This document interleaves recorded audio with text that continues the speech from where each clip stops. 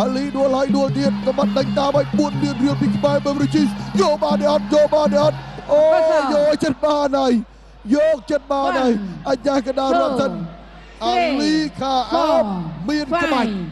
តែអាលីខាអោបមិនមានតែយើងតែមានផ្លែប៉ុន្តែមិនមានកម្លាំងមិនមានកម្លាំងដោយសារសម្បត្តិដេញពេកទប់ឆ្វេងធាក់ឆ្វេងអាលីសម្បត្តិដេញស្ដាំឆ្វេងស្ដាំឆ្វេងស្ដាំថែមទៀតស្ដាំថែមទៀតឆ្វេងថែមទៀតអាលីបៃពំទៅព្រោះអាលីគិតអូយសុំតែមករួចខ្លួនទេអាលីបានទៅពេលដែលសម្បត្តិដេញកន្ទ្រប់យកតែម្ដងនេះគឺគាត់ចាញ់ច្រាបតែមកចាញ់ច្រាបឲ្យស្ដាំឆ្វេងអូស្ដាំថែមទៀតអូស្ដាប់កែងមួយទៀត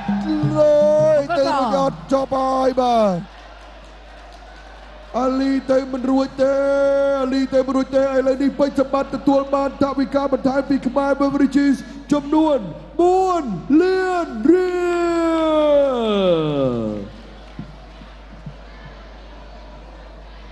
ចាញ់ច្រាបមកអាលីបាទដូចជួបខ្មោចដូចចូលព្រៃជួបខ្មោចទេចូលបុកមករាយអញ្ចឹងធ្វើឲ្យពិបាកបើទឹកមួយឃើញថាអាលីមានស្មារតីគ្រប់គ្រាន់បាទនៅក្នុងការវាយចេញតែដល់ពេលចូលទឹកពីរគឺគាត់ច្រឡឹកលឿនរត់លឿនបែបថាចាញ់ច្រាបនិយាយតែមួយម៉ាត់ដល់ខ្លីគឺថាចាញ់ច្រាបបាទគួរសោកស្ដាយសម្រាប់កីឡាករអ៊ីរ៉ង់ថ្ងៃនេះអ៊ីរ៉ង់គូទី1បាទបាន1ទឹកអ៊ីរ៉ង់គូទី5បាន2ទឹកបាទចាំមើលគូក្រោយគឺជាគូដែលត្រូវដណ្ដើមពាននិងប្រាក់លានពីកម្មវិធីអ្នកចម្បាំងកម្លាំងកម្ពុជាដែលនាំមកជូនលោកអ្នកដោយភេសជ្ជៈពៅកម្លាំងកម្ពុជាថាមពលដ៏ជោគជ័យបង្គោលក្រហមកីឡាករពេជ្រសម្បត្តិ